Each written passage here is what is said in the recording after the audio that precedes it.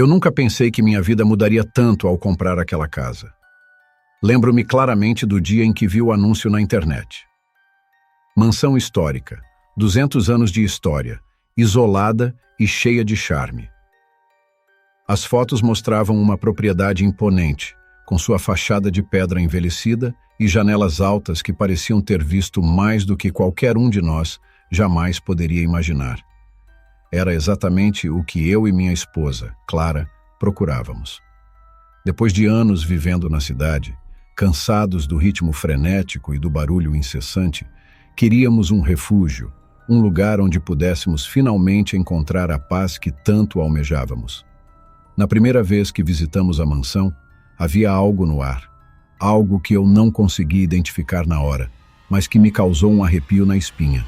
Clara, no entanto, estava deslumbrada.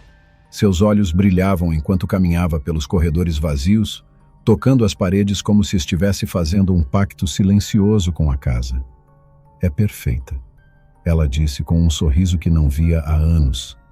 "Perfeita para recomeçarmos."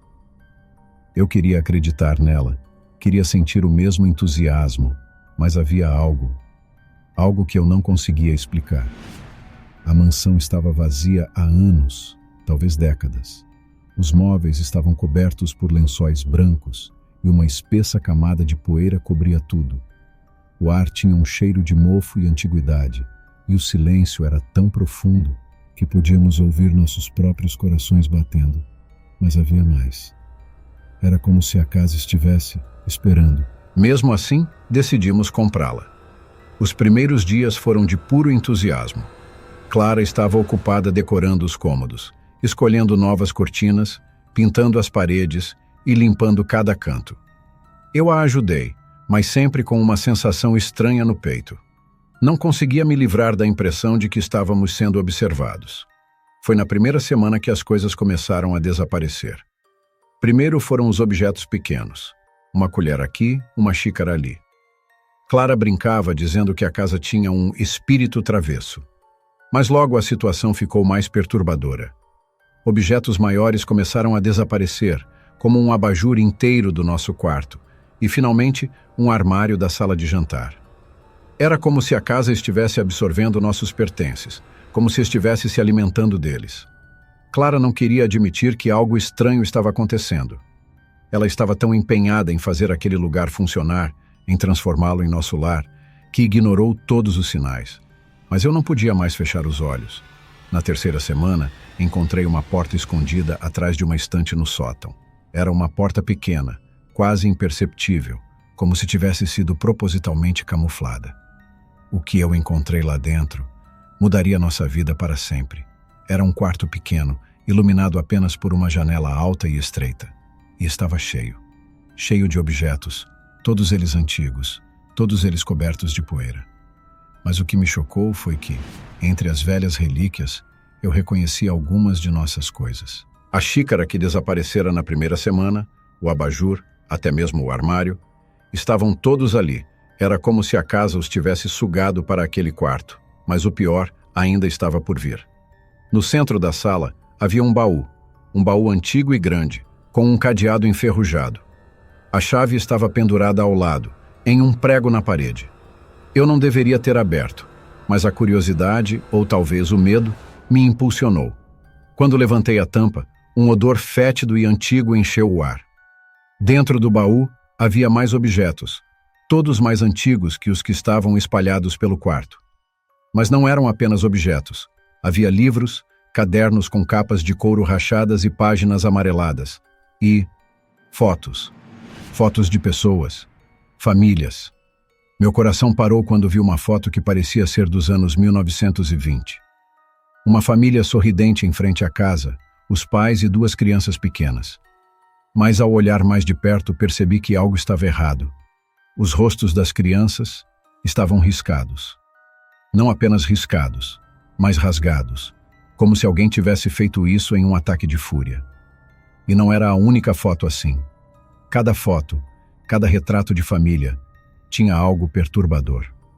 Crianças desaparecidas, rostos cobertos, olhos queimados.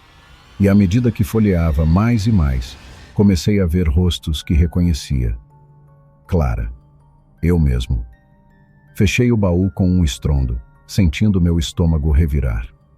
Voltei para o quarto, mas não consegui mais olhar para a casa da mesma maneira. Algo estava profundamente errado ali, algo que eu não conseguia explicar, mas que estava ligado àquele quarto, àquela coleção macabra de relíquias e lembranças. Naquela noite, Clara acordou gritando. Corri até ela apenas para encontrá-la no corredor, pálida e tremendo. Ela disse que tinha visto alguém, uma criança parada ao pé da nossa cama. Ele estava chorando. Ela sussurrou com os olhos arregalados. Mas quando tentei alcançá-lo, ele desapareceu. Eu tentei acalmá-la, mas eu sabia que não era um sonho. Não podia ser. Não depois do que eu havia visto naquele quarto. Na manhã seguinte, decidi que precisávamos sair daquela casa, pelo menos por um tempo. Clara estava relutante, mas eu insisti. E então, a coisa mais estranha aconteceu. Quando fomos arrumar nossas coisas para partir, descobrimos que não havia mais nada.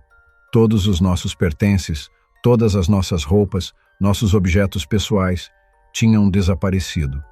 Tudo o que restava era o que estávamos vestindo. Clara entrou em pânico. Eu nunca a tinha visto daquele jeito antes. Ela começou a vasculhar cada cômodo, cada armário, gritando, chorando. Mas tudo tinha sumido.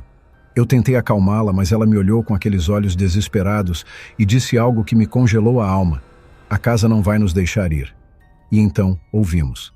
Um som vindo do andar de cima, como se algo pesado estivesse sendo arrastado pelo chão. Olhamos um para o outro e eu sabia que não havia mais volta. Subimos as escadas, um passo de cada vez, o som ficando mais alto a cada segundo. E lá no corredor, em frente à porta do quarto das relíquias, vimos o baú. Ele estava no meio do corredor, a tampa entreaberta. Não havia explicação para como ele havia saído do quarto, mas ali estava ele. E desta vez, eu sabia que não podia abrir. Sabia que, se o fizesse, algo terrível aconteceria. Mas Clara, ela estava em transe.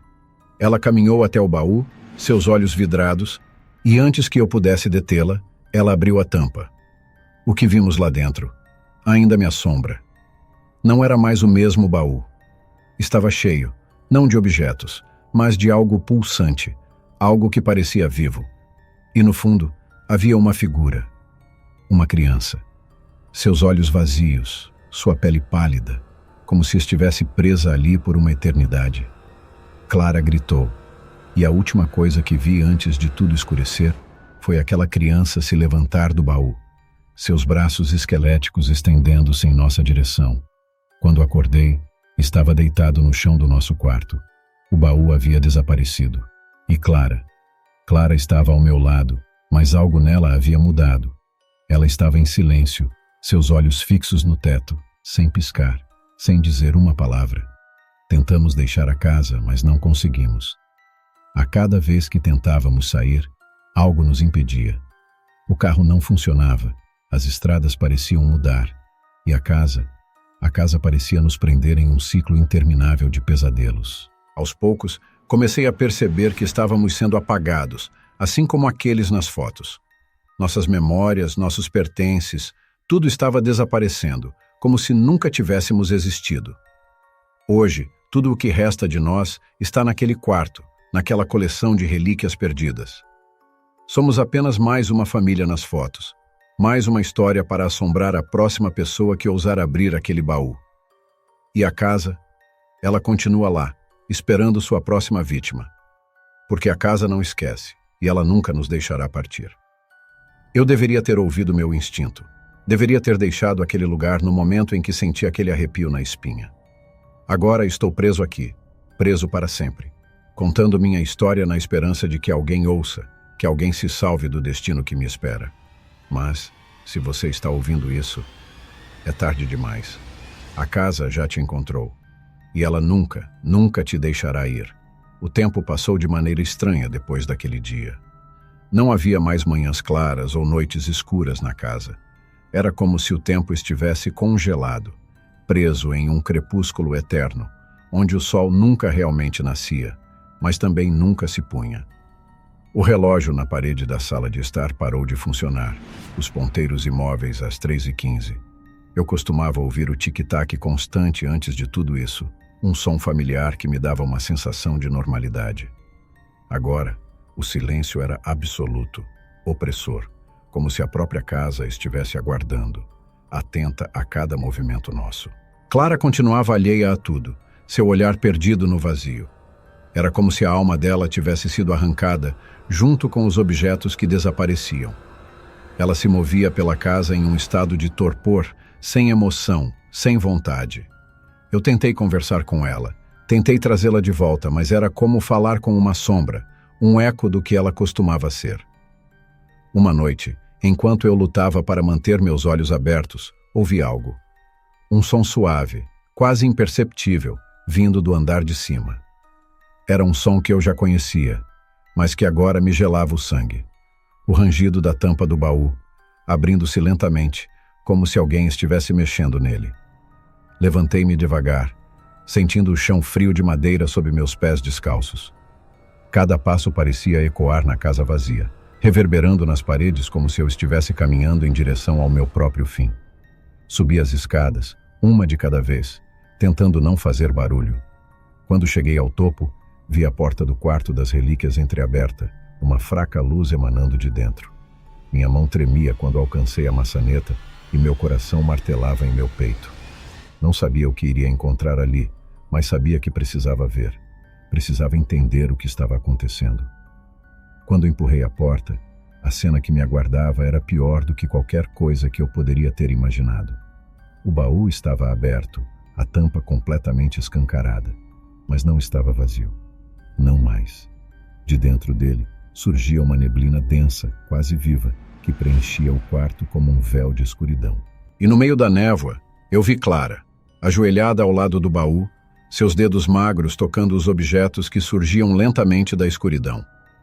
Ela parecia encantada, como uma criança descobrindo um novo brinquedo. Seus olhos estavam fixos em algo que eu não conseguia ver, algo dentro do baú que a atraía como um imã. Eu chamei seu nome, mas ela não reagiu. Tentei me aproximar, mas a névoa parecia ter uma vida própria, densa e opressiva, me impedindo de avançar. "Clara!" Eu gritei, com toda a força que tinha, mas a única resposta foi um sussurro. Um sussurro suave, múltiplo, como se dezenas de vozes estivessem falando ao mesmo tempo, vindas de dentro do baú. Elas sussurravam coisas que eu não conseguia entender, palavras antigas, em uma língua que eu nunca tinha ouvido antes, mas que me enchia de terror. Eu sabia que não podia ficar ali. Algo me dizia para correr, para sair daquela casa o mais rápido possível. Mas, ao mesmo tempo, eu sabia que não podia deixar Clara para trás. Ela estava presa de alguma forma, enredada na escuridão que emanava daquele maldito baú. De repente, a neblina começou a se mover. Ela se enrolou ao redor de Clara, como serpentes escuras, e seus olhos, antes vazios, se voltaram para mim. Mas não eram os olhos dela. Eram olhos que eu nunca tinha visto antes, olhos cheios de dor e ódio, como se algo dentro dela estivesse olhando para fora, algo que não era minha esposa. "Saia!" Ela sussurrou, mas não era a voz de Clara. Era uma voz fria, dura, cheia de uma maldade que fez minha pele arrepiar. "Você não deveria ter vindo aqui." Eu estava paralisado, sem saber o que fazer. Clara, ou o que quer que estivesse nela, começou a se levantar, ainda envolta pela névoa que agora parecia pulsar ao seu redor. Ela deu um passo em minha direção, e eu senti um frio cortante, como se a própria morte estivesse se aproximando. "Vá embora." A voz disse novamente, mas desta vez era um comando. E eu sabia com uma certeza que me gelava até os ossos, que se eu ficasse, não sairia vivo dali. Corri. Desci as escadas às pressas, quase caindo, com o som dos passos dela me seguindo, se aproximando a cada segundo. A casa parecia ter mudado. As paredes estavam mais próximas, os corredores mais estreitos, como se a própria mansão estivesse se fechando sobre mim. Quando cheguei ao térreo, o relógio, aquele relógio parado, começou a bater novamente. Mas não era um som normal. Era um som metálico, profundo, como um sino de igreja, ressoando por toda a casa. "Você não pode fugir." A voz ecoou pela casa, mas eu não olhei para trás. Corri em direção à porta da frente, que agora estava entreaberta, uma brecha de luz no que parecia ser um túnel interminável de escuridão. Quando cheguei à porta, senti uma força me puxar para trás, uma mão gelada agarrando meu ombro. Eu me virei, lutando contra o medo que me envolvia, e vi Clara, ou o que restava dela, com olhos que agora brilhavam com uma luz sobrenatural, cheia de raiva e desespero. "Fique", ela sussurrou. Mas havia algo no fundo daqueles olhos, algo que implorava por ajuda, que pedia por salvação. Mas eu sabia que não podia salvá-la, não naquele momento. Com todas as minhas forças, empurrei a porta e me joguei para fora, sentindo a mão fria escorregar de meu ombro. O ar fresco da noite me atingiu como um soco, e eu corri. Corri como nunca antes, sem olhar para trás, sentindo o peso do que havia deixado para trás. Corri até minhas pernas não aguentarem mais, até meu coração parecer que iria explodir no peito. Quando finalmente parei, me dei conta de que estava em uma estrada deserta, a casa longe atrás de mim, oculta pelas árvores e pela escuridão. Eu caí de joelhos, ofegante, tentando processar o que acabara de acontecer. Mas não havia como entender. A única coisa que eu sabia era que Clara estava perdida para mim, perdida para sempre naquela casa maldita. Eu deveria ter continuado a correr, deveria ter deixado tudo para trás, mas algo dentro de mim me puxava de volta. Uma parte de mim sabia que a casa não estava acabada comigo, e eu não estava acabado com ela. A próxima manhã trouxe consigo uma estranha calma.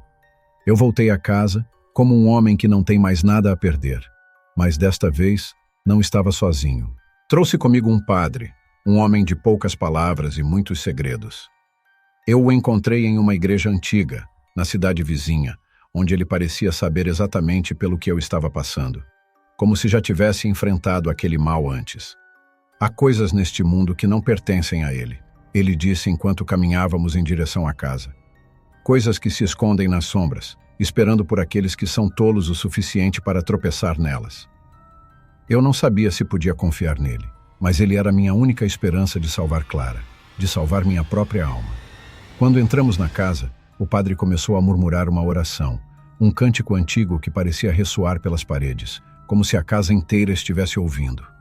O ar ficou pesado, como antes de uma tempestade, e eu soube que a casa sabia que estávamos ali. "Aonde está o baú?" ele perguntou, mas não era uma pergunta. Ele sabia exatamente onde estava. Subimos as escadas novamente, o som de nossos passos reverberando pelo corredor. Quando chegamos ao quarto das relíquias, o padre parou na porta, seus olhos fixos no baú agora fechado, mas ainda exalando aquela névoa densa e opressiva. "Este lugar é um portal", ele disse baixinho, mais para si mesmo do que para mim. Um portal para algo que deveria permanecer fechado. Ele começou a desenhar símbolos no chão, círculos e linhas que eu não reconhecia, mas que pareciam vibrar com energia própria. "O que quer que esteja nesta casa não pertence a este mundo, e só há uma maneira de fechá-lo." Eu não sabia o que ele queria dizer, mas estava disposto a fazer qualquer coisa. O padre olhou para mim, seus olhos cheios de uma seriedade que me fez estremecer. "Mas saiba, homem, que o preço por fechar este portal pode ser alto. Muito alto." Eu assenti, sem saber exatamente o que ele estava pedindo, mas sabendo que faria o que fosse preciso. Então, ele começou a oração, uma prece em uma língua antiga, que parecia vibrar no ar, cheia de poder e força. Enquanto ele orava, a casa começou a tremer. As paredes rangiam, o chão vibrava, e aquele vento frio que eu havia sentido antes começou a girar ao nosso redor, como se a casa estivesse lutando contra nós, como se soubesse que estávamos tentando destruir o que a mantinha viva.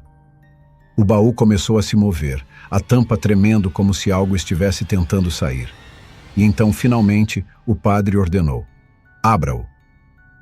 Eu hesitei, mas sabia que não havia outra escolha. Com as mãos trêmulas, alcancei a tampa do baú e a levantei. Dentro do baú, a névoa pulsava, viva, cheia de sombras que se retorciam e giravam. E no centro, eu vi Clara, ou o que restava dela. Sua figura estava distorcida, como se estivesse sendo puxada em todas as direções. seus olhos suplicando por libertação. O padre continuou a orar, sua voz alta e forte, enquanto eu estendia a mão para Clara, tentando alcançá-la, tentando puxá-la para fora daquele inferno. Mas a névoa se agarrou a ela, puxando-a de volta, e a dor nos olhos dela era insuportável. Finalmente, com um grito que ecoou pela casa, o padre terminou sua prece. O baú se fechou com um estrondo, e a névoa se dissipou em um instante, como se nunca tivesse estado ali. A casa ficou em silêncio novamente, um silêncio tão profundo que quase podia ser tocado. Eu olhei ao redor procurando por Clara, mas ela havia desaparecido. A casa estava vazia, o quarto das relíquias silencioso e imóvel. E eu sabia, com uma dor esmagadora no peito, que Clara havia se sacrificado para salvar minha vida. Ela havia escolhido ficar naquele baú, naquele inferno, para que eu pudesse escapar. O padre olhou para mim, seu rosto cansado, e colocou a mão no meu ombro. Ela fez sua escolha, ele disse baixinho. E agora você deve fazer a sua. Eu queria morrer, queria trocar de lugar com ela, mas sabia que não podia, sabia que de alguma forma eu tinha que continuar vivendo, carregando o peso do que havia acontecido naquela casa. Descemos as escadas juntos, o padre e eu, saindo daquela casa maldita para sempre. Mas algo me disse que a casa nunca me deixaria ir completamente, que de alguma forma ela sempre estaria comigo, esperando, observando, pronta para me chamar de volta. E então eu a ouvi. A voz de Clara, um sussurro no vento, um eco na escuridão. Eu estou aqui, ela disse. Sempre estarei aqui. E eu soube que, não importa o quão longe eu fosse, a casa das relíquias perdidas nunca me deixaria partir. Nunca nos deixaria partir. Os dias seguintes foram um borrão. O padre me deixou na cidade mais próxima, insistindo que eu não voltasse àquela casa. Ele me deu um olhar carregado de pesar e disse que algumas batalhas não podem ser vencidas, que certas forças são mais antigas do que o tempo, além da compreensão humana. Mas eu não conseguia simplesmente seguir em frente. A imagem de Clara, presa naquela neblina maldita, me assombrava a cada instante. Eu não podia aceitá-la como um sacrifício. Precisava acreditar que ainda havia algo a ser feito. Por semanas, eu vaguei pela cidade tentando encontrar uma maneira de salvá-la, mas todas as pistas me levavam de volta àquela casa. Os moradores evitavam falar sobre o lugar, mas suas expressões mudavam quando eu mencionava a mansão. Era como se todos soubessem, mas ninguém tivesse coragem de falar. Um dia, enquanto explorava uma velha livraria na periferia da cidade, encontrei um volume antigo, empoeirado, com a capa gasta pelo tempo. O título estava quase ilegível, mas algo nele me chamou a atenção. O livro estava repleto de lendas antigas, histórias sobre casas amaldiçoadas e portais para outros mundos. E lá, em uma página amarelada e quebradiça, estava uma ilustração que me fez estremecer. Era a mansão. A mesma fachada, as mesmas janelas altas e sombrias. E o texto, escrito em uma língua arcaica, falava sobre o baú das almas presas.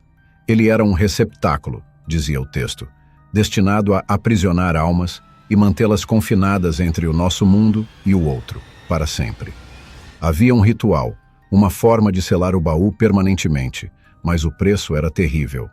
Quem realizasse o ritual teria que enfrentar o guardião do baú, uma entidade antiga e vingativa, e mesmo que sobrevivesse, seria para sempre marcado, nunca mais pertencendo a este mundo ou ao próximo. Eu sabia que não tinha escolha. Sabia que se houvesse qualquer chance de libertar Clara, mesmo que ínfima, eu teria que tentar. O ritual era complicado, envolvendo ingredientes e símbolos específicos, muitos dos quais eu nunca havia ouvido falar. Passei semanas reunindo tudo, viajando para cidades vizinhas, buscando em velhos mercados e, às vezes, em lugares que não constavam em nenhum mapa. Finalmente, com tudo pronto, me vi novamente em frente àquela casa. O sol estava se pondo e a mansão parecia ainda mais sombria do que antes, como se soubesse que eu estava voltando. Entrei, o som de minhas botas ecoando pelos corredores vazios, e senti a familiar pressão no ar, como se a casa estivesse viva, respirando. Subi as escadas devagar, cada degrau rangendo sob meu peso. Quando cheguei ao quarto das relíquias, o baú estava lá, no mesmo lugar, imponente e ameaçador. O ar estava denso, pesado, e a névoa que antes emergia dele parecia estar mais forte, quase sólida. Comecei a desenhar os símbolos no chão, concentrando-me em cada detalhe, tentando ignorar os sussurros que começavam a preencher o quarto, vozes que me chamavam, tentando me distrair. Quando terminei o círculo, coloquei os ingredientes no centro e comecei a entoar a oração do livro. Uma oração que parecia roubar o calor do ar, enchendo o ambiente com uma frieza sobrenatural.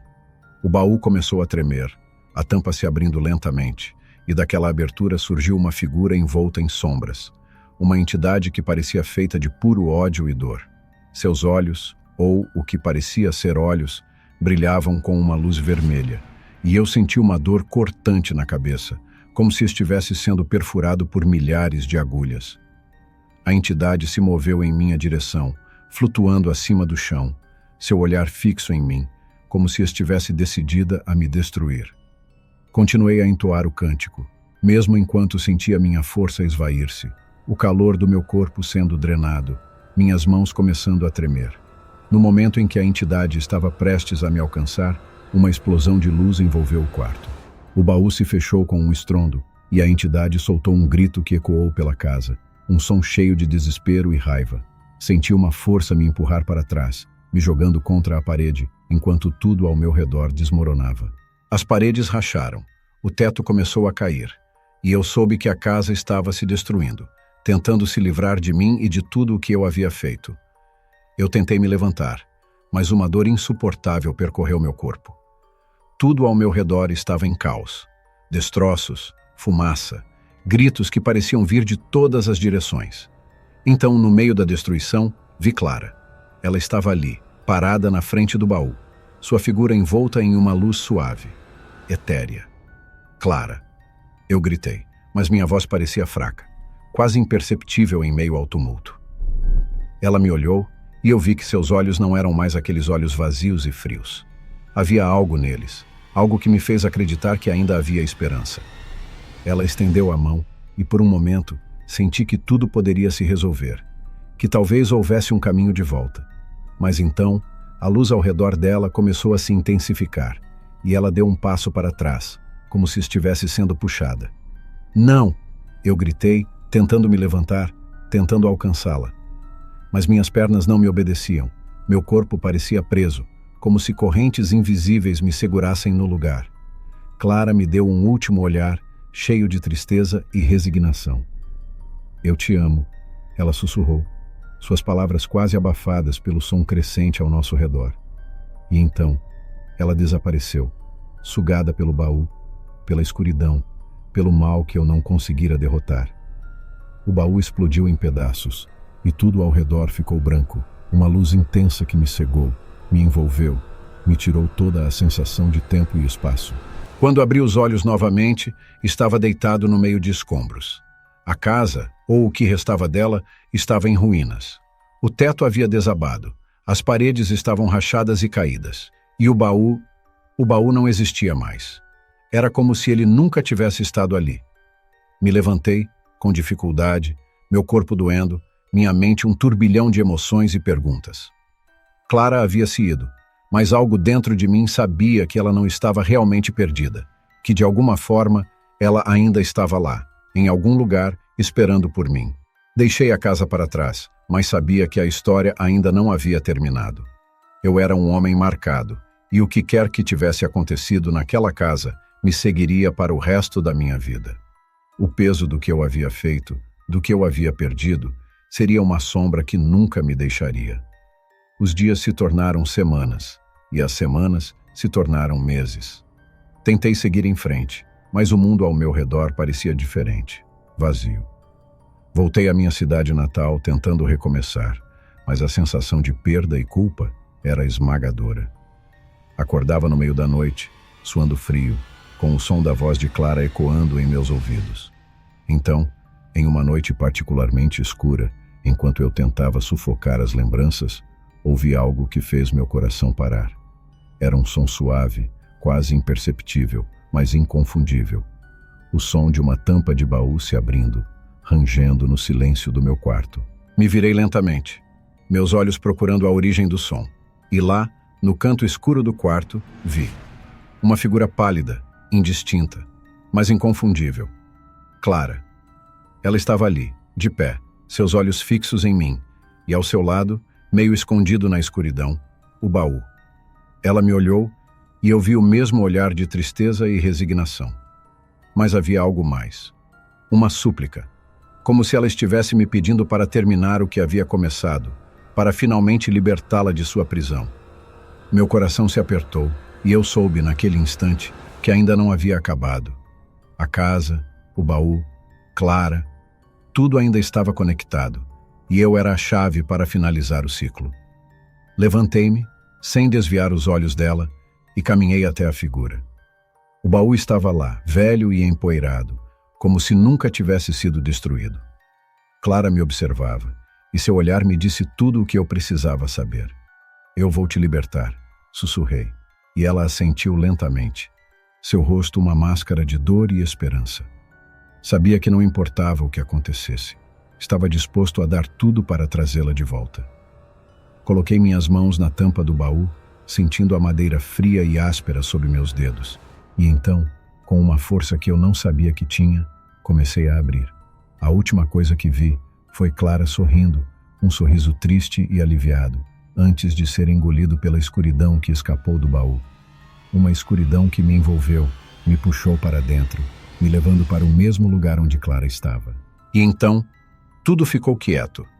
A escuridão se dissipou, e eu me vi de pé em um lugar familiar, mas diferente. Era a casa, mas não era a mesma casa. As paredes estavam intactas, o teto sólido, e o baú estava fechado ao meu lado, como se nunca tivesse sido aberto. E Clara estava ali. Não mais uma figura pálida e assombrada, mas viva, real. Ela me olhou com amor e gratidão, e eu soube que, de alguma forma, havia conseguido. Ela estava livre. Estávamos livres. Saímos juntos daquela casa, deixando o baú para trás, finalmente em paz. E enquanto caminhávamos para fora, para o mundo real, soube que nunca mais olharíamos para trás. Mas no fundo, eu sabia que a casa ainda estava lá, esperando por sua próxima vítima, o próximo tolo que ousasse abrir o baú. Agora que você conhece o destino sombrio da Casa das Relíquias Perdidas, que tal se preparar para mais mistérios e segredos sombrios que podem estar à espreita? Se você, assim como eu, foi atraído pela curiosidade e não consegue resistir a desvendar os mistérios mais aterrorizantes, então curta este vídeo e se inscreva no canal. Assim, você estará sempre um passo à frente, acompanhando cada novo conto que revela o que há de mais sombrio e perturbador no mundo. Mas cuidado, como vimos, algumas histórias têm um preço, e quem sabe a próxima porta que você abrir não seja a última. Nos vemos no próximo vídeo se você tiver coragem.